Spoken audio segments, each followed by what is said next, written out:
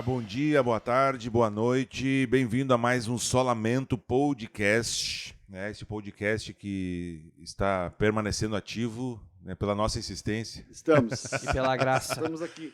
Hoje nós não temos convidado nenhum. Ó, agora as 10 pessoas que iam ouvir, já 9 não vão mais. Acabaram de desligar. Brincadeira, acabaram de desligar.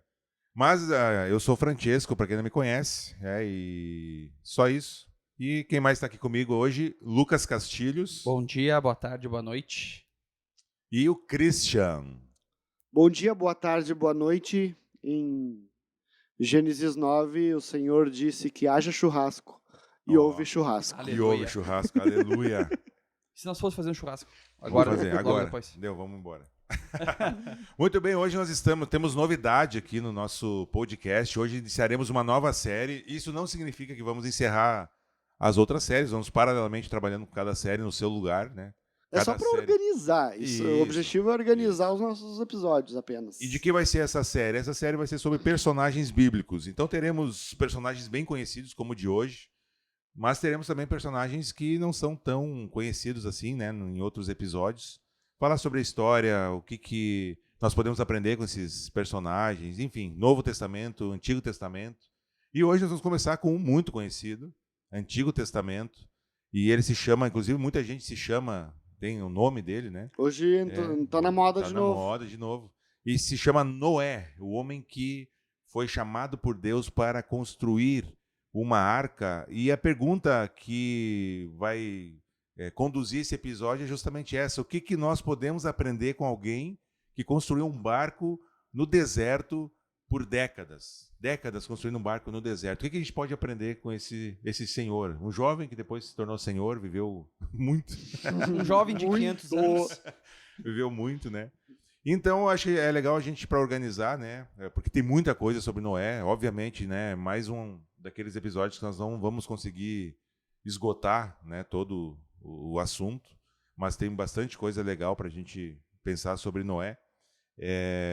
A primeira coisa é a gente precisa entender o contexto que Noé vivia, né? Um contexto ali histórico, cultural, e ele é alguém que viveu na época antediluviana. Né? É interessante pensar que nós temos aí uma divisão, né? Antes e pós, né? E pós-dilúvio. Ele viveu antes e depois, né? E, enfim, então, ele vivia aí um contexto de muita violência, né? Então, o que nós lemos lá no texto bíblico é que a maldade humana tinha chegado assim num absurdo. Eu me arrisco a dizer que não era tão ruim que nem hoje. Ou tão quanto, né? Mas Deus prometeu que não ia mais inundar a terra com água, né? Então, a gente pode ficar tranquilo, né? Não, tranquilo não. Deus disse que não ia destruir com água. Com água. Com a gente água. tem vários outros métodos aí de destruição, muitos. E aí, inclusive, o pensamento do brasileiro, né? Tem outro jeito. Tem outro jeito, cara. Tem outro jeito. Fica de boa. Mas assim, a maldade estava absurdamente. Corrupção, cada um fazendo o que queria, né? Então a gente estava até conversando aqui antes, que lá no início da criação, os animais eles eram herbívoros, né? Os seres humanos também. E em algum momento isso mudou. E a gente estava aqui comentando, será que onde foi essa virada de chave, né? E será que o pessoal ali já estava matando os animais para comer? Não, não é, né? Que veio ali de filho de Lameque, da linhagem de Sete, né? De filho de Adão. Sete era filho de Adão, né? Então ele vem dessa linhagem. Mas tinha outra linhagem de Caim, né? E que aí o pessoal estava enlouquecido ali, né? Então era roubo, era corrupção, pecados, né? Provavelmente sexuais. Então tava assim, né? Havia uma libertinagem, uma perdição muito grande nessa linhagem, né? Total, tava moral e assim, era uma corrupção em todos os níveis, né? Moralmente, espiritualmente, tava decaído. E aí então Deus chega para Noé e diz: "Cara, seguinte, constrói uma arca". E aí imagina Noé no meio do deserto, olha para os lados assim, cara, construir um barco, calma. O senhor, não sei se o senhor percebeu aqui, é deserto, não tem nada aqui. Tu és o Deus criador de todas as coisas, mas assim, a gente está no deserto, né? Mas é por causa disso, porque a maldade estava absurdamente grande e Deus, então, resolveu julgar a terra, né? Eu acho que é importante a gente já ressaltar e indicar aos nossos ouvintes que não leiam apenas só o relato da criação lá em Gênesis, né, e depois já pule lá para frente. Permaneça na leitura, né, não pule a linhagem ali de Adão até chegar a Noé, para te conseguir entender, né, o que quer dizer os filhos dos homens, os filhos de Deus, para te conseguir se adaptar à história que está acontecendo e entender essa perdição que os filhos dos homens estavam tendo, né? E por que Noé seguia nessa linhagem de servo de Deus e que era dos filhos de Deus, né? Sim. Então, não pule essa parte da história. Persista na leitura para te conseguir entender como um todo, né, a história. A gente está falando mais ou menos ali a partir de Gênesis 6, né, mais ou menos, né? Mas é interessante ler antes para então, a primeira dica já do episódio de hoje, leia a Bíblia como um todo. A gente falou no último episódio com o Emílio de lermos o Antigo Testamento e não ter medo de ler suas histórias e lidar com eles. Eu acho legal essa história de Noé. Eu sou um dos apaixonados pelo livro de Gênesis, acho bem legal. E acho que é interessante a gente chegar em Noé, tendo em vista o contexto todo que a gente acabou de passar em Gênesis 3, né, a queda. A queda seguida diretamente de uma morte, né, e de como a maldade já chegou a um nível absurdo, né? A escala foi muito rápida e muito clara. A queda foi muito rápida, né, Cris? E de como a gente tem esperança e expectativa. Como o mundo gira em torno de uma esperança e uma expectativa de um descendente que virá e fará tudo e esmagará a cabeça da serpente, ou que mudará aquilo que foi feito através da falha e do erro de Adão e Eva. Quem que vai vir restaurar isso? Então é bom a gente pensar que há expectativa nisso. Pensem que talvez havia expectativa em Abel e Caim, e deu todo um negócio que, não são eles. Aí vem Sete. Será que é esse cara? Porque eles não sabem quem será. Sim. Então a única coisa que se tem é uma expectativa. Sim. De que o descendente da mulher vai esmagar. Isso aí, a gente não sabe que vai acontecer só lá na frente, depois de muito tempo, mas a verdade é que a cada nascimento, a cada filho, a cada descendente, será que é esse cara? Será que vai ser ele? E aí surge nessa linhagem de Sete, eu acho que há um destaque especial nessa linhagem toda para Enoque e Noé, que são os dois que são citados como quem andaram com Deus, né? Enoque, que não foi mais visto, e Noé, que tem esse chamado, né? E esse desafio de praticar a sua fé num ponto que ainda talvez não tinha, um teste que ainda não tinha sido feito antes. Anteriormente, não. Talvez o teste anterior a isso fosse Adão e Eva obedecer e ter fé que aquilo que Deus havia falado era verdade. E aqui nós temos aí, lógico, depois tem Abel, que em Hebreus vai falar que pela fé ofereceu um sacrifício, enfim, né? Ofereceu uma oferta, né? Uma oferta. Mas daí a gente chega agora num cara que tem que botar a mão na massa. Exercer a fé como um todo, né? Por décadas, né? Provavelmente, para construir algo que ele ouviu de Deus o que aconteceria, mas algo que provavelmente também rasgava o coração de Noé, por alguém que andava com Deus, que também deve ter incomodado-se com o fato de que vai todo mundo morrer. Sim, com certeza. Né? E de que eles seriam salvos, ele e sua família, né? No fim, isso deve ter machucado o seu coração, né? Como pessoas, pensem que que no fim das contas é muito parecido com o nosso desafio evangelístico do dia de hoje. Sim, exatamente. Né? É como se a gente estivesse tentando alertar o mundo, gente, do jeito que tá indo, vocês vão morrer num dilúvio. É isso aí, sim. Gente, que... do jeito que tá indo, vocês vão pro inferno. E eu acho que é mais urgente ainda a nossa mensagem, porque o Messias já veio e o dilúvio, entre aspas, que aguarda, ele não é um dilúvio passageiro, mas um dilúvio eterno, né? Nesse sentido. Então é uma mensagem ainda mais urgente do que a mensagem que Noé tinha, né? E a gente via, além de Noé exercer a fé na construção da arca, ele tinha o papel de pregar, né? Ele ia às pessoas e fazia esse alerta, né? E é legal isso, como o Cris disse, porque ele ia às pessoas, falava sobre isso e, vamos dizer assim, ele sabia que talvez com esse coração corrompido das pessoas, elas não iam entender esse chamado, né? Então, com certeza, o coração de Noé foi ali quebrantado por saber que toda a humanidade ia perecer, né? E Deus teve a misericórdia de salvar a vida dele, né?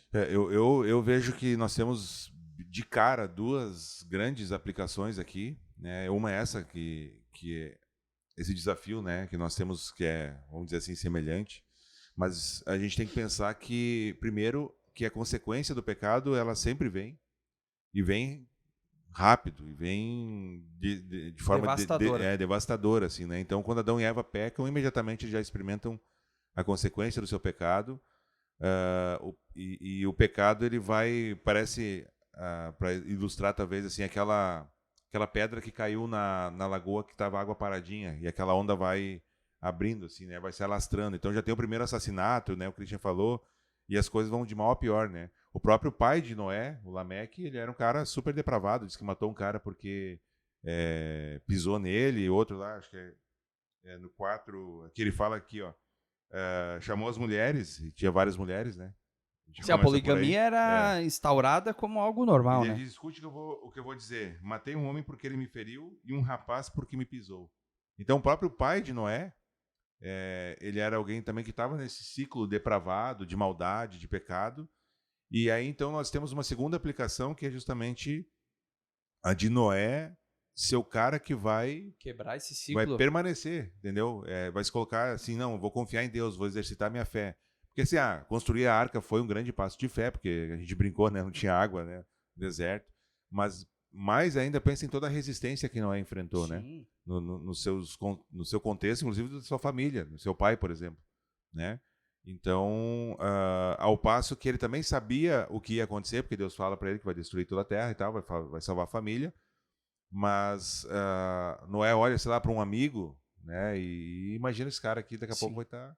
Então, Noé, para mim, é um desses, tanto que está lá em Hebreus capítulo 11, né, como um dos heróis, vamos dizer assim, da fé, né, galeria lá dos grandes homens da fé. A calçada da fama da fé. E como esse é alguém que exerceu e colocou em prática a fé, né? Então, assim, para mim é um grande desafio olhar para Noé como esse exemplo do cara que permaneceu firme, entendeu? Ele não olhou para a circunstância, não deixou a circunstância abalar. E obviamente que ele deve ter tido momentos de mas será que é isso mesmo? Que difícil. Aquilo que a gente luta também, de opressão, né? Até sim, exatamente. Um contexto de piada, provavelmente, dentro vamos dizer, da comunidade onde ele vive. O cara tá construindo uma arca no meio do deserto, esse cara é maluco. Esse é maluco, então... Esse cara tá pregando que vai inundar tudo, e nós quase não temos água aqui. E aí volta para aquilo que o Christian comentou, de que as pessoas podem olhar pra gente e dizer, cara, esses loucos são malucos, cara. Estão dizendo que um cara que criou toda a terra, morreu por nós, vai voltar um dia para buscar, vai restaurar todas as coisas. Os caras estão doidos, creem num livro antigo, né, que foi escrito por um monte de homem, aqueles argumentos furados, né? Então, é semelhante, né? Assim, tem muitas semelhanças, né? Quando a gente conversava, a gente... pensa que é um episódio meio difícil de se fazer, porque Gênesis, até esse momento, ele não se dá tantos detalhes.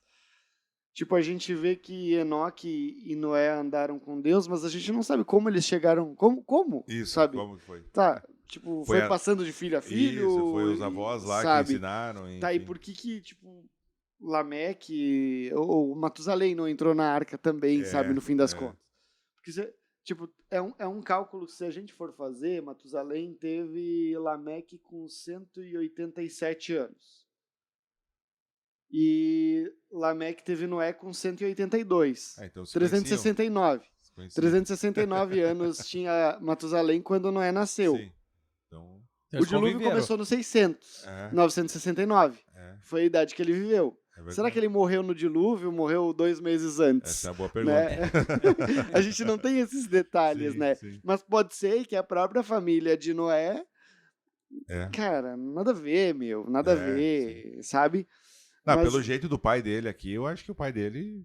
sabe? Muito O provavelmente. Matusalém não é aquele sábio do filme, tá? Esqueçam aquilo que vocês viram lá naquele filme. O Lameque, ele morre 5 anos antes do dilúvio, né? Sim, Sim. sim. 595. Isso Então... é uma briga de Mas bar, provavelmente. isso não impede ele de ficar dizendo, filho, Durante a construção ali. tá de brincadeira. Inclusive, a estimativa de construção foi de 100 anos, mais ou menos, Mais né? ou Um pouco menos, menos, né? Talvez. O Pouco mais. certo é que tá por aí, né? Mas se for 100 ou for 80 ou 75, Nossa, é muito tempo, cara. tempo, cara. É muito tempo. Tá, então a gente começa a entrar agora um pouquinho na história, né? A gente falou do contexto. E a gente começa a entrar, na verdade já falamos um pouquinho da arca, né? E aí que Deus pede para ele construir a arca. E o que chama atenção para mim no texto é que diz que Noé era o homem que era justo ali no meio dessa geração toda, né? Piedosa ali, caída, né? Enfim, corrompida. E aí Deus diz, não, cara, é tu que eu vou usar para... E é interessante porque Deus podia ter usado, sei lá, anjo, né, para construir a arca. Criar anjos construtores de arcas. Podia ter dado a arca pronta. Você Podia deixou dar a a arca pronta, ó. Aqui, ó. fiz ali. Ó, aqui tá, isso aqui é um barco, tá? Te apresentando aqui, tu não conhece. Isso aqui é uma arca. Né? Mas ele escolhe usar Noé, né? Manter Noé nesse contexto difícil, enfrentando tudo isso que a gente está falando, para construir a arca, né? Acho que entra daí naquele contexto que nós somos ferramentas, né, Sim. de Deus. Assim como o Noé foi para a construção da arca, né? Hoje nós somos as ferramentas de Deus no nosso contexto aqui. E isso é muito legal, né? Tanto no contexto quanto entrando na história, é muito legal a gente ver características que a gente percebe durante toda a Bíblia. Tanto em Deus, um Deus santo, Sim. que não permite o pecado, que não julga o permite que há esse juízo sobre a maldade humana. Ao mesmo tempo, um Deus que desafia o cara que está andando com ele a exercer sua fé de uma forma e por meio deste gera salvação, justificação, ele não apenas extermina todo mundo, Sim. ele dá uma alternativa. Uma opção. Né? Então, Deus, ao mesmo tempo que demonstra sua santidade, sua justiça, demonstra sua bondade, seu amor. Graça. E tudo ao mesmo tempo, porque Deus não estanca um dos seus atributos para demonstrar outro. Ao contrário do que se faz hoje, né? De que se a gente... Algumas igrejas aí, algumas teologias, se for fazer um gráfico de Deus, assim... Amor e graça é lá em cima e tal. A justiça quase não existe. Né? A santidade quase não existe, né? É só amor e graça, né? Tudo posso. E Deus deu tempo para as pessoas se arrependerem. Né? Uhum. O tempo da construção, enquanto isso, Noé pregava. Deus não foi, tipo, do nada ali. Veio a arca pronta, e água e levou todo mundo embora. Não. Houve tempo para arrependimento. Né? Houve tempo para arrependimento. Então... mostra de novo como Deus ainda em misericórdia e graça, mas cheio da sua justiça, se mostrou nos tempos de Noé e vai se mostrar nos tempos de hoje também, né? E aí Noé constrói a arca, cara. Cara, eu fico pensando na trabalheira que foi isso naquela época. Hoje seria já um trabalho, né, grande. Vocês já assistiram o Todo-Poderoso 2? Sim. Que filme mais ruim, né? Cara, Mas... é absurdo o trabalho do cara. Né? O trabalho. Né? E tipo, tu tendo ferramenta e tudo. Agora imagina, cara. Ou ele podia usar, ele usou a ferramenta no filme, não me lembro se ele usa assim coisa moderna para construir. Ah, eu não lembro É disso. meio, Cara, se tu é meio for- manual, se tu né? Acho que for- pode ser que ele não... É meio manual, assim, É. eu acho que tem Se uns tu bichos que for ajudam, analisar- É muito bom, meu. Pô, Para, é muito muito bem. Com as legal. ferramentas e a tecnologia que nós temos hoje, na parte de carpintaria, serra-fita, negócio pra cortar uma árvore gigantesca e fazer A Marco umas Polo fazia uma tábuas. noite. Ah, cara, de repente. Se for de metal, se dois for de turnos, metal, dois sim. turnos dá, 2 turnos dá. O cara chegou lá É. e disse assim: Meu, tu vai fazer um barco aí de 130 metros. Aqui as medidas, ó, 135 metros por 22 metros de largura por 13 de altura. 13 de altura é uma casa de 2, 3 andares. É. 135 metros. Cara, mais uma quadra e quase meia. Dá Uma mais. quadra de 100 metros. Né? É, vamos pensar assim. E tem mais todos os compartimentos Não, internos. tá louco? É uma loucura, né? Só de e outra, provavelmente essa madeira não tava toda num lugar só, essas árvores. O cara teve que cortar, É. trazer. Vocês acham que, da mesma forma que Deus trouxe os animais, ele trouxe as madeiras? Ah, eu acho que não, cara, porque não ia demorar tanto. Não ia demorar 100 anos. Eu né? acho que ele... Ou tinha uma floresta de eucaliptos? Não, não é eucalipto. Qual que é o... Ciprestes. Não. Ciprestes, acho que é que tá escrito aí. Fazia uma arca de madeiras aplainadas. Enfim. Aplainado, pensa aplainar. Pensa aplainar isso aí. Já usou uma plana Tá manual? louco, cara. Eu uso pra fazer as caixas das minhas abelhas lá. Tá louco, Aí tu cara. faz uma caixinha de. Uma caixinha de 25, 1 por 1. 25 por 25. Não, então. O cara Imagina. demora 2 meses pra fazer uma caixinha. Não, tu tá louco, cara. É muito trabalho, né? Enfim, então foi um trabalhão, cara. Eu não sei se a madeira foi... Mesmo que Deus deixasse ali empilhada a madeira, mas, cara... Não, mesmo cortar, isso. Né? planar, Assim, tá louco. Foi muito trabalho. mesmo... E aí tem o esquema do piche, né? Aham. Botar o piche pra não entrar água, pra vedar bem, enfim, né? É um Então- trabalho de engenharia, arquitetura e é enorme, né? Um trabalho sinistro. E aí, a gente vai pra parte que tem uma certa polêmica, né? Dos animais. Então, Noé constrói a arca. E aí, então, envia os animais para entrar na arca, né? E não sei quantos de vocês sabem, mas não foram 2 animais, né? De cada espécie. Algumas espécies nós tivemos mais animais, Ó, né? Não foi assim um parzinho como a gente vê nas músicas infantis. musiquinhas infantis, Nos desenhos bíblicos. nos desenhinhos, nos filmezinhos, né? Claro, a maioria foi, né? Um macho e uma fêmea, mas alguns, né? Não. E aí que tá talvez o que a gente pode entrar agora, porque Deus trouxe esses animais. Ah, daí o canguru que estava na Austrália, né? Como é que Deus trouxe? Cara, Deus... talvez ele criou o canguru na hora para entrar ali, não sei quanto né? Deus pode fazer o que ele quiser. Era a Pangeia, não, era a Pangeia. A né, Pangeia é era, um bom argumento. era a Pangeia. Daí um bom argumento. aí o canguru veio lá da Austrália, pulando, enfim. Do que hoje é a Austrália, né? Na época da Pangeia não era a Austrália. Sim. Então... Na verdade, existem várias teorias e vários debates sobre isso, né? Mas eu acho que é importante a gente não tirar Deus da equação nunca Não, sobre isso. exatamente. E é por isso que é possível. Entendeu? Sim. Como que aconteceu? Como que... Cara, isso, se a Bíblia quisesse que a gente soubesse, a gente saberia, né? Eu acho que a gente... A gente se detém em coisas, e claro, é extraordinário, sei lá, vamos pensar. Não, é um que é bicho divertido, vivendo é no... divertido pensar Não, sobre claro isso. que é. Mas agora a gente não pode Mas ser acho que não é conclusivo. o principal objetivo dessa passagem de Noé. Não. É a gente debater Como que o bicho chegou como lá. que veio o canguru da Austrália, entendeu? Na verdade, a gente chegou à conclusão, nós três temos a mesma opinião de que ele foi global. Isso, né? a gente vai Mas- falar do dilúvio. Mas tem muita gente que acredita, Que é local, e né? muito inteligente, muito Sim, mais sim. inteligente que a gente, Muito inclusive, que acha que foi local. Que explicaria muito de como foi, foi um determinado Ponto tipo de ali, fauna, isso. né, uma fauna localizada e tal. Facilitaria tudo isso, mas ao mesmo tempo, se Deus quiser que Todos os bichos estivessem lá, né? isso aconteceria. Aconteceria. Né? Enfim, talvez uma das ótimas explicações é que foi não a quantidade de espécies que temos hoje, mas a matriz de todas elas, Também. né? Aí ficaria mais fácil, né, de E entender muita gente que é a mesma teoria do dinossauro e seus ovos. E- Ou de ser todos os filhotes, né? né? Todos Os animais sendo filhotes. Todos os filhotinhos. Mas né? enfim, o fato é que entraram. na Entraram arca. alguns 7, alguns o casalzinho ali, Uns se solito. atrasaram, não entraram, né? Tipo os unicórnios. E aí, então, e o 7? Por que tem alguns animais foram 7, né, e não foram 2. Pois é, são várias teorias também, gente. Mas... Da onde a referência ao pessoal... 7-2. 7-2. Os animais puros. Leitura do 7-2. O 7-2 diz assim: de todo animal limpo levará contigo 7 pares, o macho e sua fêmea. Mas dos animais imundos ou impuros, 1 par, o macho e sua fêmea.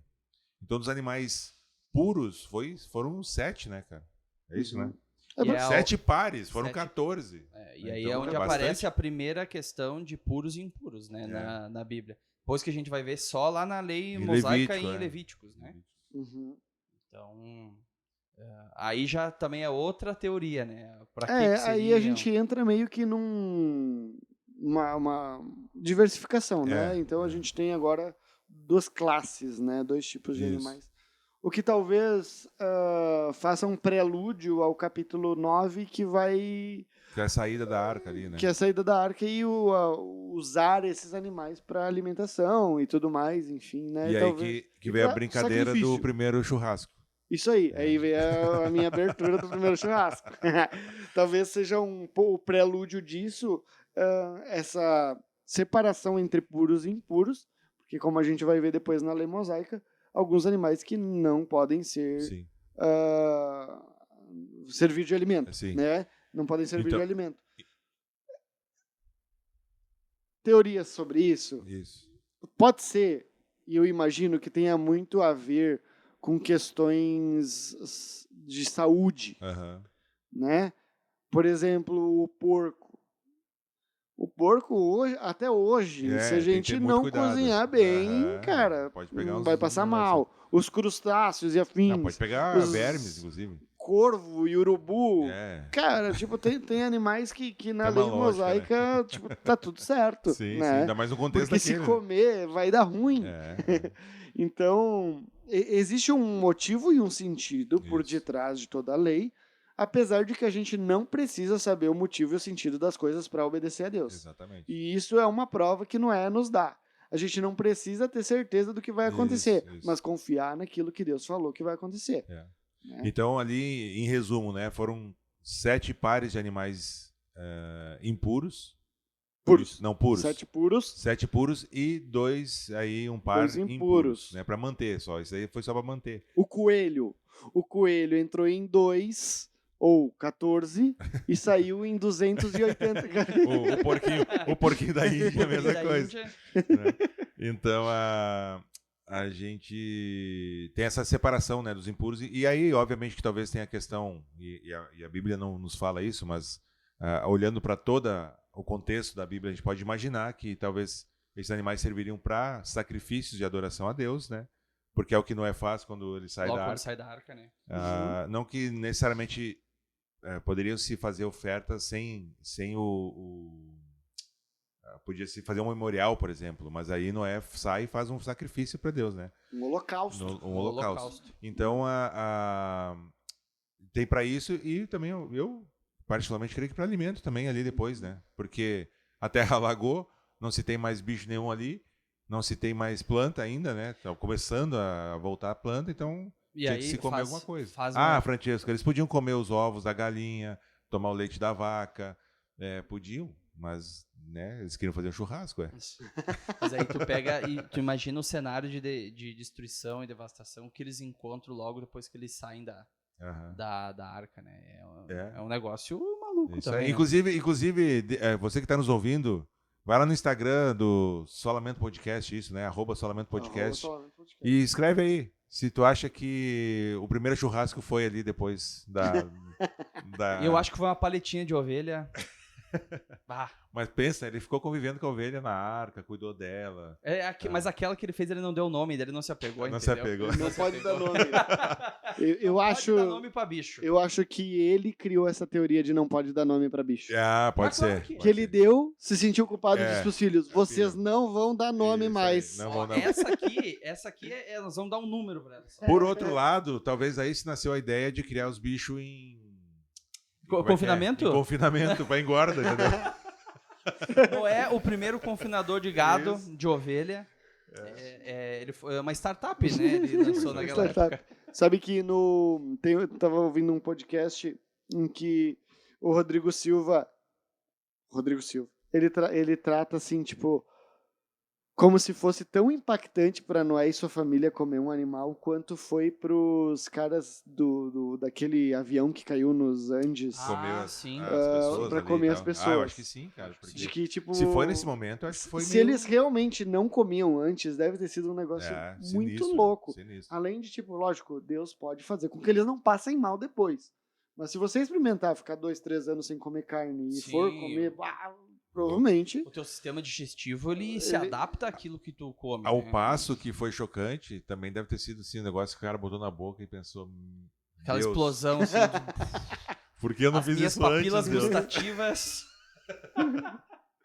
Aquela Não, mas gordura, Mas com gordurinha. certeza se o ser Da humano costela. era adaptado apenas para frutas, verduras, etc. A partir do momento que ele come carne, cara, se a gente for tirar que Deus, não, agora Deus vai permitir e não vai te dar dor de barriga, entendeu? Os cortes de carne tudo errado, né? O cara preocupado. Aí é que O cara tirou a picanha com o colchão duro, entendeu? Aí é que tá, ele não sabia preparar Não também, sabia tem preparar, isso, né? velho. Tipo, Como é que você faz? passa demais a carne ali, ele não É. pode não ter gostado de início. E o assim. sal, é grosso ou é de parrilla só? É antes ou depois? Mas é com certeza uma quebra de paradigma deles, assim, muito grande, né? Se for nesse momento, foi louco. É que eu imagino o que eu penso, né? Que talvez, pode ser que Noé, a família, ali, a linhagem, né, dos homens de Deus ali, não comiam. Mas talvez os loucos, os que estavam ali, com comiam. certeza. Então talvez eles viam isso acontecer. Uhum. Né? Mas Talvez... faz sentido. Pensa se os caras tinham uma depravação moral. Então, Não, matavam a outra ali por nada, né? por que não iam matar um Não, bicho, sim, tu sim. entendeu? Então, mas talvez o impacto maior ali tenha sido em comer, né? E talvez não tanto em fazer, porque talvez eles vinham sendo feito, né? Por outro lado, tem isso, né? Eles viviam naquele contexto ali de loucura, né? Então talvez eles até já tinham visto churrasco, já, né? Já cortavam a picanha do jeito certo, já tinham descoberto. 3 veias só, tá? Então, não sei, mas que foi ali, pra eles, eu acho que foi muito, muito impactante, né? Mas enfim, então a arca é esse negócio, cara, quando a gente ouve tanto falar que eu acho que a gente perde um pouco da dimensão do que é, né? Cara, um negócio descomunal pra época, gigante. Até hoje seria muito grande, né? Sim. Mas assim, hoje nós temos navios maiores, mas para aquele momento ali, num deserto, cara, a logística de todos os bichos, O ferramental que tinha. ferramental, assim, o dia a dia na arca, a alimentação, o cuidado com os bichos, Porque- cocô. É, Entendeu? Tem que pensar nisso tudo, cara, porque era muito bicho junto ali, entende? tu tem que pensar... Tem vários desenhos de como poderia ser, né? Assim, que são, cara, mas todos eles são muito complexos, assim, né? São, né? Pensa as girafas, velho. E a mão de obra? Era só Noé Girafa. e a família. Isso se a girafa tem o pescoço grande desde sempre. Já dá pra encerrar aqui depois dessa. Ela esticou de tanto procurar alimento no alto. aí. Pelo amor, eu vou ficar esticando pra ver se eu cresço também. Então, eu não, né? Mas as futuras gerações, né? Claro, se a Então, gente- assim, é um negócio louco, né, cara? A gente pode pensar que tinha uma graça de Deus de sustento, Claro, de claro. mantimento. Óbvio que sim. Mas se a gente for pensar com os olhos humanos, a mão de obra, de alimentação, de limpeza, mas é muito grande, cara. Aí tu olha como é que funciona uma empresa hoje, com várias pessoas. Vamos pensar num contexto de um zoológico, tá? Olha que quantas pessoas... ali tinha pouca gente, né? Não, mas Por isso que deu certo. Tinha mais bicho do que gente. não tinha a CIPA, não tinha nada, acho, não né? tinha Não nada. tinha. Não tinha Nada sindicato. contra o pessoal que é da CIPA. Capaz, né? Sindicato, tudo bem. Então. Tudo certo. Tá, e aí então nós temos a porta fechou. Né? Então, diz que Deus fechou a porta. Isso que eu achei interessante, né? Porque Por dentro cara, e por fora. devia ser uma porta também, né? E então Deus fechou a porta e veio o dilúvio. E aí nós temos então o dilúvio em si, né? 40 dias e 40 noites de chuva. E aí o texto lá em Gênesis 7:19 diz que as águas cobriram todos os montes mais altos da terra, enfim, por 7 metros acima, né? E aí tem aquele debate que o Christian já citou, né? De que algumas pessoas acreditam que o dilúvio ele foi local, né? Então ele não foi numa escala mundial, foi numa escala de uma região, né? Também foi uma coisa grande, Sim, porque foi com toda uma certeza. região, né? E por isso facilitaria os animais, porque não seriam todos os animais do mundo. E seria concentrado naquela região ali, o que também explicaria que foi possível isso acontecer. E por outro lado, tem os que creem que foi global, né, por causa do texto ali, principalmente do 7:19 em diante, que fala várias vezes de toda a terra, todos os animais, todo, né, usa muito essa expressão que dá uma ideia mesmo de que foi global. Né? Eu particularmente creio que foi global, mas tem muita gente, como a gente brincou, que manja muito de Bíblia, né, sabe mesmo, Sabe de cara hebraico, sabe aí de tudo. de línguas originais e que defende que foi local. Né? Então, é uma questão em aberto, de alguma forma, mas o fato é que choveu por 40 noites, 40 dias, e talvez tenha vertido água do chão também, né? Algumas teorias dizem que verteu água do chão. E que também a humanidade como um todo foi julgada. Né? E a humanidade como um todo foi Sobrou julgada. O fato é isso, que sobrou Noé... Sendo ou não sendo universal, todo mundo morreu e sobrou a família de Noé. Isso aí. Então... E os animaizinhos. E os animaizinhos, isso aí. E aí, então, as águas cobriram a terra e ficaram Noé ali, sua família, os filhos, né? Enfim, as noras, e estavam ali na arca por esse tempo todo. E chega o final do dilúvio, né? No dilúvio em si, a gente pode aqui considerar, né, que deve ter sido um tempo de confinamento difícil, mas 40 dias também não é um absurdo de tempo, assim, né? Se fosse Porque não era tu que tava limpando tudo que tinha lá o dentro. fedor também devia ser um negócio absurdo. Mas a vista devia ser legal também, né? Mas só tinha uma janela, né? Água. Não, mas o cara podia sair na frente, né? Sei lá. Mas enfim... Mas esse tempo aí deve ter sido difícil, óbvio, né? Ali. E eu acho que nesse período Noé também teve que exercitar a fé. Nossa. Porque tu pensa, tá, beleza, Deus disse que ia inundar tudo, né? Que a gente ia ficar salvo, mas era uma constante confiança, cara. Tu via água. Ele não disse quando ia baixar, se ia baixar. Né? Tu começa a ver aquela água subindo, seja local ou mundial, né? Do ponto de vista dele, encheu tudo de água. Até onde ele enxergava, tinha água, né? E aí, daqui a pouco, ele também tem que confiar, né? Tá, e aí? E aí? Será que já deu? Será que já não deu? E aí, lá no final, ele solta, né? A pomba, que ela vai e volta, e nada. Depois de uns dias, ele solta de novo, ela vai e volta com um raminho, né? Com um raminho de... E a terceira vez, ele solta e ela não volta mais. Não volta mais. E aí, entendeu que estava, então, baixando a água, né? Então, esse tempo também foi um tempo de confinamento e de confiança, de exercício de fé de Noé, né? No meu ponto de vista, né? Na verdade, Noé exerceu a fé dele durante todo o período, né? Do início ao final.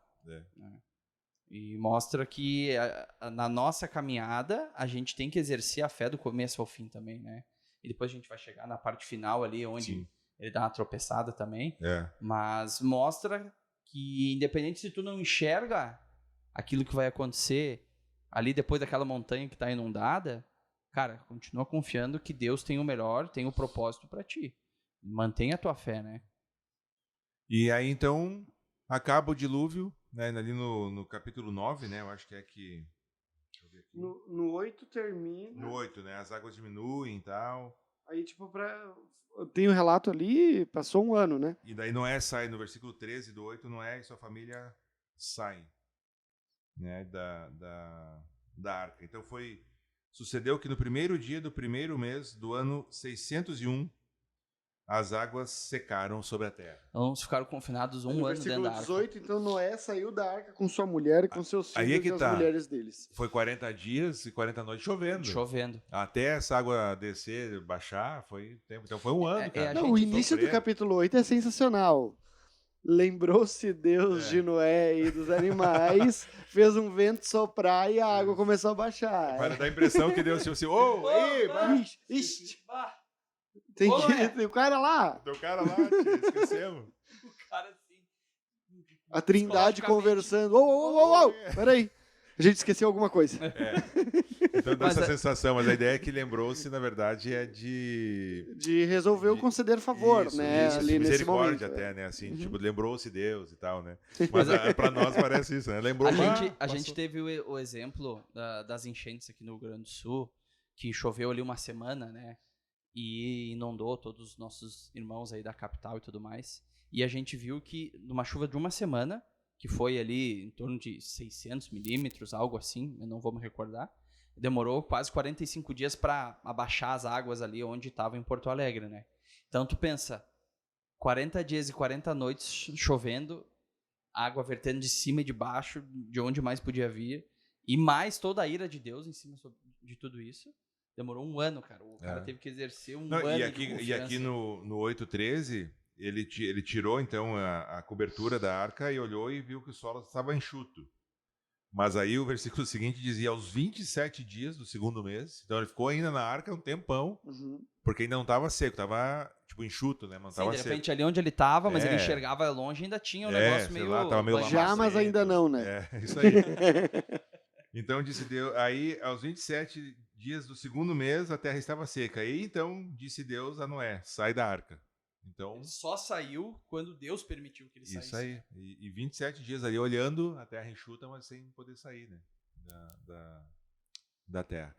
E aí então a gente tem aqui um outro episódio marcante, né, da narrativa bíblica e também da vida de Noé, que é a aliança, né? Então que Deus faz com Noé.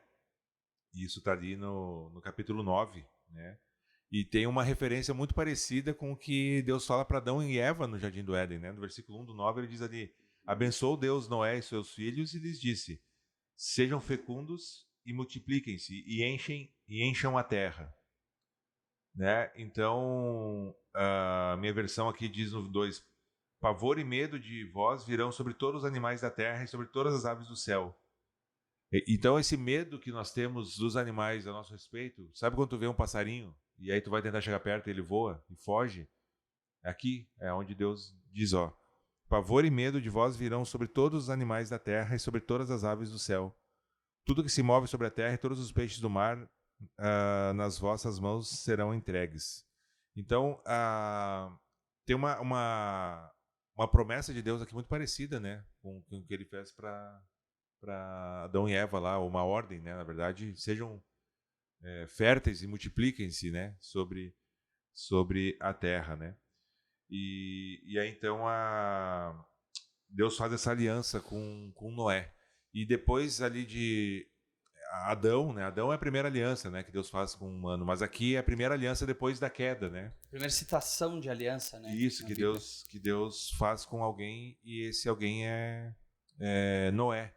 E aí então ele faz a promessa lá no versículos 8 até o 17 de que nunca mais com água vai destruir a terra, vai colocar o arco-íris no céu, né, que nos roubaram, inclusive arco-íris é um símbolo de graça de Deus e, né, de não destruição para defender outras causas, né, que não tem nada a ver com isso. Mas o arco-íris, então, Deus coloca no céu como sinal, né? Então, até hoje, quando a gente vê o arco-íris, a gente pode lembrar, olha, Deus prometeu que não ia mais destruir. Pode ficar tranquilo que vai chover e vai parar. Vai dar essas coisas que aconteceram, como citou a inundação, mas nunca mais a terra vai ser destruída, né? Sim. Através das águas. Através das águas.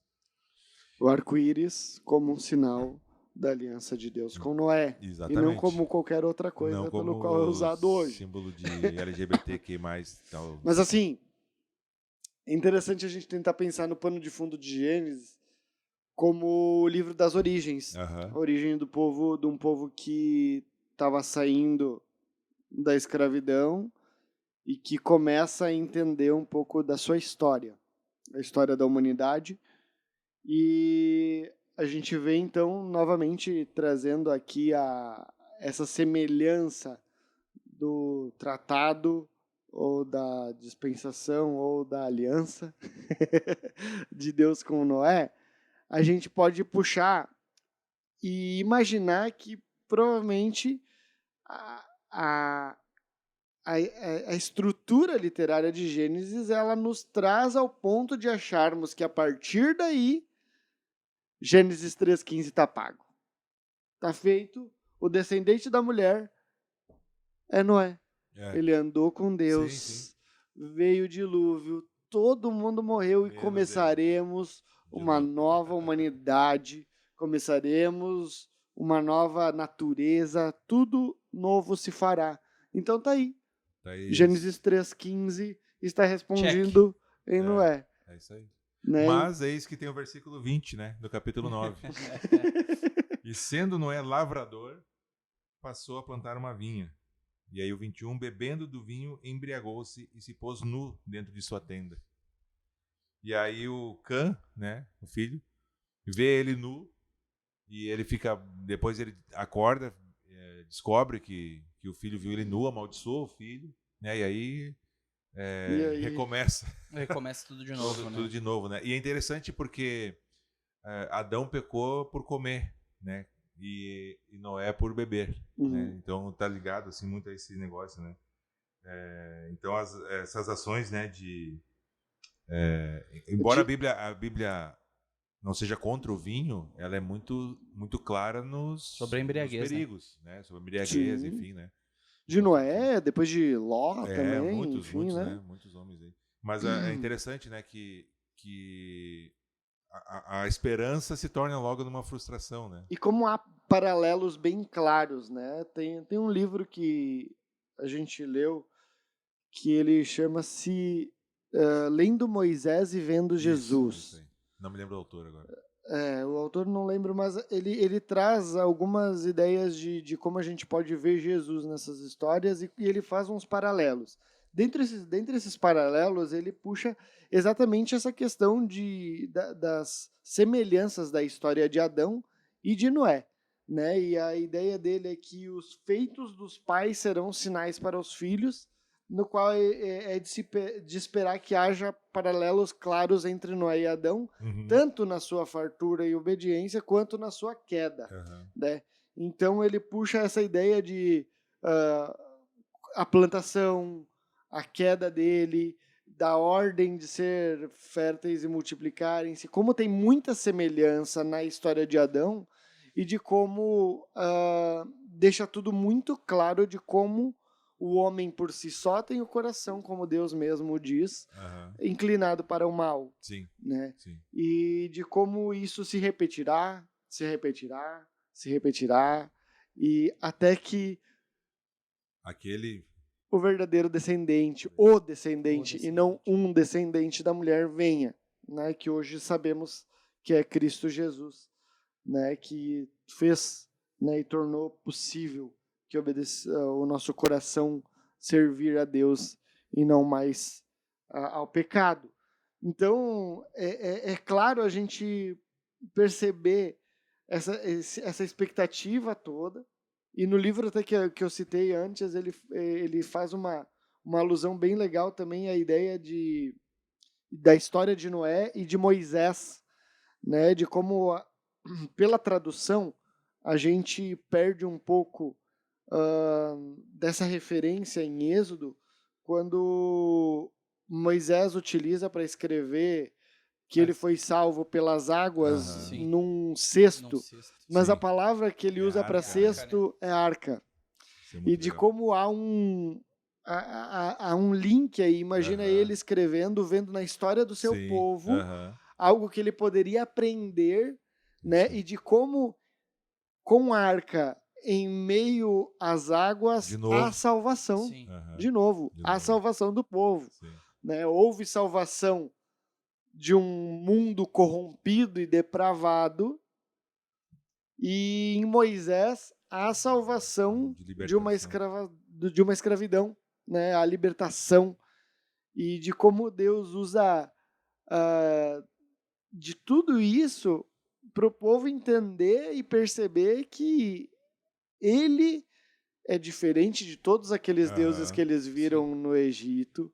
Ele é diferente de todos aqueles que eles estavam acostumados a ver, tendo crescido e habitado em uma terra idólatra e poligâmica, politeísta, enfim, né? De como Yahvé é diferente de tudo, né?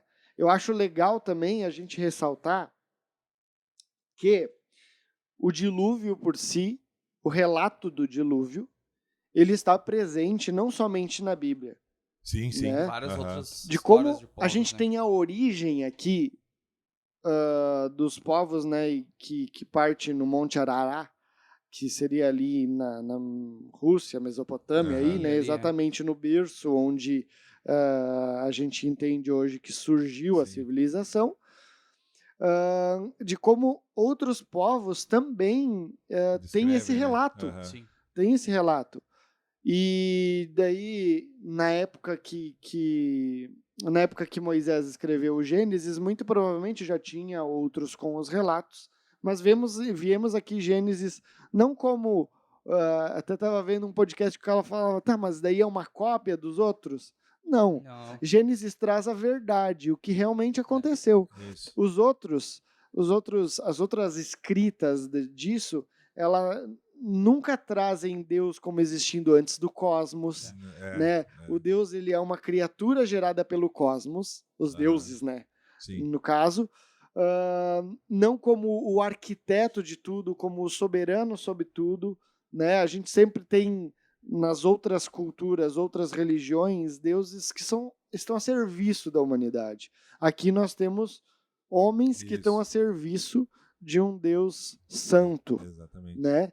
Então, é bom a gente ver que há indícios desse dilúvio ter ocorrido realmente, de não ser loucura, em todas as outras civilizações, né? Tu vai ver na Mesopotâmia, tu vai ver Epopeia Incas, de Maias Gilgamesh. e Astecas. Isso. Que fala Gilgamesh sobre... é o mais famoso, que mais provavelmente famoso. já É dos existia na Mesopotâmios, época. né? Isso. Então, isso é sensacional, muito assim, legal. de sabermos. Não precisamos disso? Não precisamos. Não, mas... Mas é interessante, legal às vezes, a gente que fica, Bíblia é tudo loucura, Isso, foram 2 animaizinhos, blá, blá, blá, blá. Isso, inventado. Cara, isso aí tem fundamento. Sim.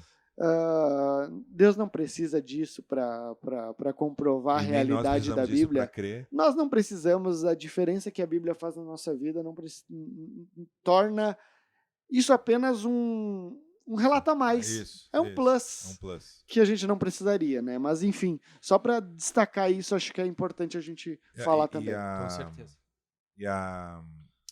Continuando assim nessa questão essa perspectiva mais teológica sobre isso, né? É que o dilúvio ele foi esse reset, então, né? Esse julgamento de Deus sobre toda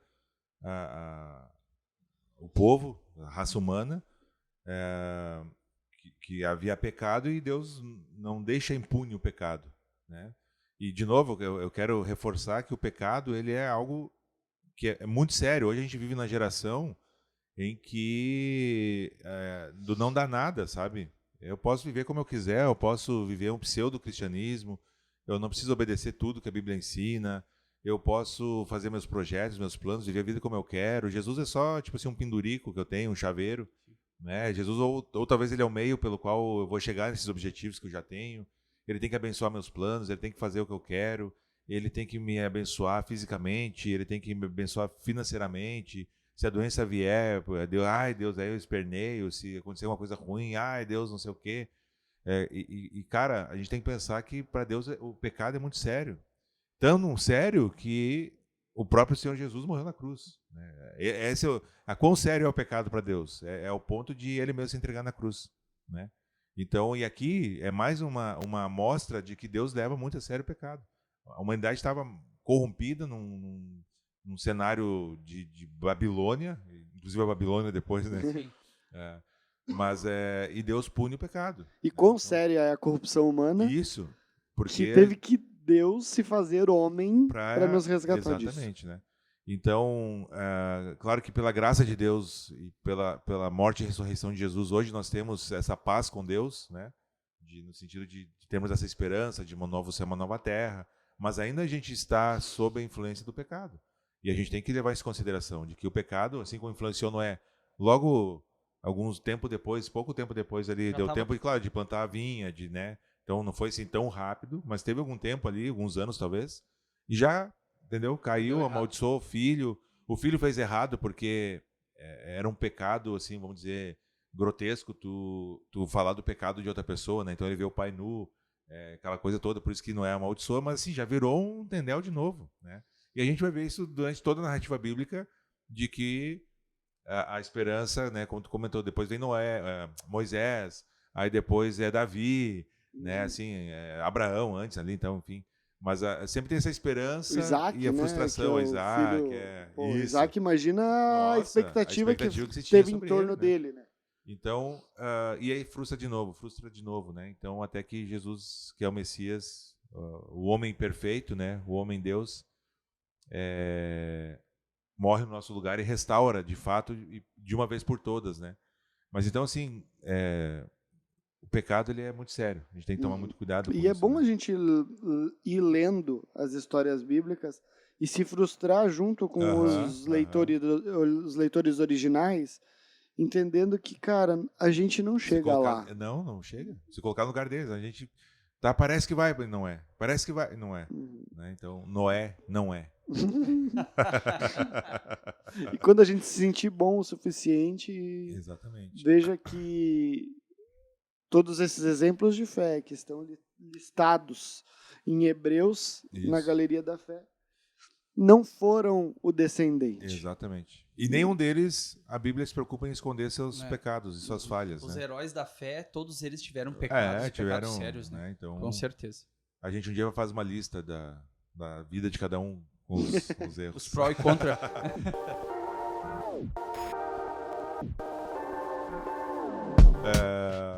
Muito bem, gente. Então vamos encaminhando aí para as finaleiras, né? Claro que tem muita coisa que a gente poderia falar aqui. Hoje a gente só arranhou a superfície. Então, esse relato da vida de Noé, embora seja assim, não pega muito espaço, né? Tu vê, vai ali do capítulo 6 até o 9, e aí termina com o versículo 28 do capítulo 9, dizendo: Noé, passado o dilúvio, viveu ainda 350 anos. O 29, todos os dias de Noé foram 950 anos e morreu. Então, assim que se encerra, né, o relato de... Depois começa a falar da descendência de Noé. Enfim. São três capítulos, né? Onde abrange muito conteúdo, muita coisa mesmo. Então, a gente indo pro final, aquela nossa velha praxe, né, de trazer algumas aplicações, né, enfim, um fechamento aqui pro nosso episódio, né? E eu posso começar falando enquanto vocês vão aí pensando.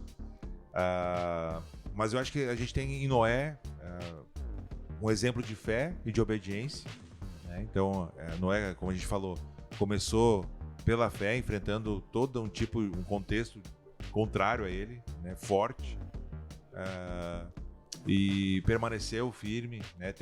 Provavelmente teve suas dúvidas, era um ser humano, né? Teve suas dificuldades, mas ele permaneceu firme e obedeceu a Deus até o final. Tanto é que ele só sai da arca quando Deus diz para ele sair da arca, né? Que tu comentou, né? Então ele é um exemplo de fé e obediência e também um testemunho em meio à corrupção. E eu acho que nós podemos também ser, assim, entendam com bons ouvidos, né? Podemos ser Noés nesse sentido, de ter um bom testemunho, de exercitar a fé, de testemunhar a respeito de Deus em meio a uma geração corrompida, depravada, mal, né, que só busca seus próprios interesses, que só está aí para si mesmo, que duvida de Deus, que zoa quem crê, né, num contexto, assim, humanamente falando, muito parecido, inclusive, né?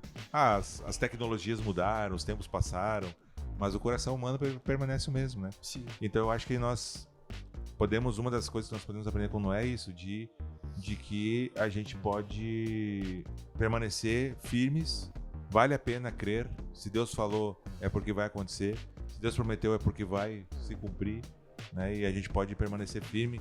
Vai desanimar? Vai desanimar, tem vezes que dá vontade de chutar o balde mesmo, né? Então, eu não sei vocês, mas eu já tive. Mas aí, depois o Espírito Santo trabalha no coração e a gente segue firme. Então, talvez está desanimado, está triste, alguém está te zoando no colégio, alguém está te zoando na faculdade, alguém está te prejudicando no trabalho, porque se declarou como cristão, tentou falar de Jesus para a pessoa. Não desanima, isso acontece desde lá do início da humanidade, né? Permanece firme na tua fé, se coloca de pé, luta contra a correnteza e lá no céu, aí o galardão chega. Amém. Eu lendo esses relatos, escutando algumas pregações, inclusive fica aqui uma dica, tem alguns sermões do Nicodemos, onde ele faz ali em Gênesis, e ele abrange também a parte de Noé, que é muito legal, muito bom de ouvir. Sempre é bom escutar o tio Nico, que um dia a gente tem certeza que ele vai vir aqui. Sim, com certeza. Que a gente tem fé. Né? A gente tem fé. Tem fé. Tem? Então tem tá fé. bom. Não sei se vim aqui, mas online pelo menos. De repente, né? Ele gosta de churrasco, eu acho. A gente pode pagar o churrasco por ele. Mas enfim, ouça. Acho que é muito legal ver pessoas mais sábias do que a gente aqui trazendo esses relatos. Mas eu lendo e tirando alguns paralelos, assim, a arca, ela tinha uma porta só para entrada, né? E essa porta significava a salvação. das pessoas e dos animais que entrassem ali. E a gente sabe que a nossa salvação, a nossa fé, ela caminha apenas por uma estrada que é estreita, a porta é estreita para a salvação eterna, que é Cristo, né? Então, um paralelo que eu trago assim é esse. O povo lá no dilúvio via a arca, tinha uma porta de entrada, Noé pregou para todos eles, trouxe o que ia acontecer e eles não acreditaram. Hoje a gente vive no mesmo contexto, onde a gente sabe que o caminho é estreito, a porta é estreita, que leva a Cristo. A gente, como o Chesco trouxe, a gente faz o papel de Noé, talvez no meio de uma geração que também é depravada.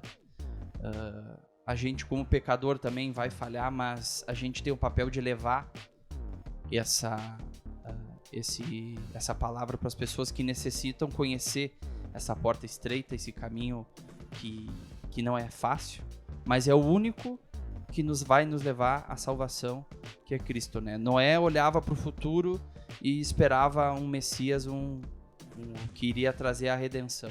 Hoje nós olhamos para o passado, olhamos para esse Messias que veio e ainda aguarda o retorno dele para nos levar, né? Então, continue nesse caminho, olhando essa porta estreita e sabendo que quando ela fechar, assim como Deus fechou a porta da arca, quando fechar essa porta, a gente vai querer estar do lado de dentro da arca, que é Cristo, né? Que a arca simboliza Cristo também, né? Ali, a salvação. E eu quero estar dentro da arca. Eu acho que todo mundo também vai querer estar, né? Então, continue nesse teu caminho. Queridos, Gênesis 3,15 transborda a misericórdia, graça, bondade do nosso Deus. Quando em meio à queda e ao pecado, ele proporcionou em seu plano perfeito a saída disso. Quando ele prometeu que haveria uma solução. E dentre todas as histórias do Antigo Testamento, a salvação no meio das águas do dilúvio pela fé de Noé em construir uma arca. A salvação em meio ao rio Nilo pela fé de Moisés em atender o chamado de Deus. E a salvação e libertação no madeiro em que Cristo Jesus foi pregado. Graças a Deus, porque esse plano perfeito dele um dia nos alcançou. E se você, querido ouvinte, nunca teve um encontro pessoal com Cristo Jesus, que esse episódio lhe conduz a isso. Lhe conduz a reconhecer que o plano perfeito de Deus em nos resgatar das garras do pecado envolvia a morte de um cordeiro perfeito, de um cordeiro puro, e esse somente Cristo Jesus.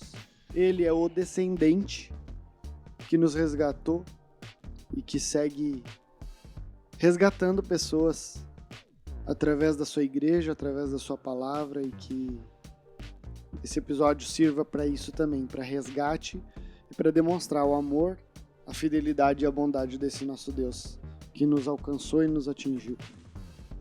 Amém. Olha quanta coisa a gente pode aprender com um homem que construiu um barco no deserto, né? Muitas coisas. Bom, e aqui é o seguinte, agora um desafio para você que nos ouve. Ó, dá essa moral pra gente lá, ó. @solamentopodcast. Se você chegou até aqui, tem que comentar lá o seguinte: eu cheguei até o final. Eu cheguei até o final. Eu cheguei até o final. Bota lá. Bota assim, ó. Se tu chegou até o final, bota Noé churrasqueiro. O cara vai saber que o cara chegou no final. Então, Noé churrasqueiro, e responde se você acredita que o dilúvio foi global ou foi local e por que tu acha isso? Porque sim? Ou se tem uma teoria mais elaborada, coloca lá, dá essa moral pra gente.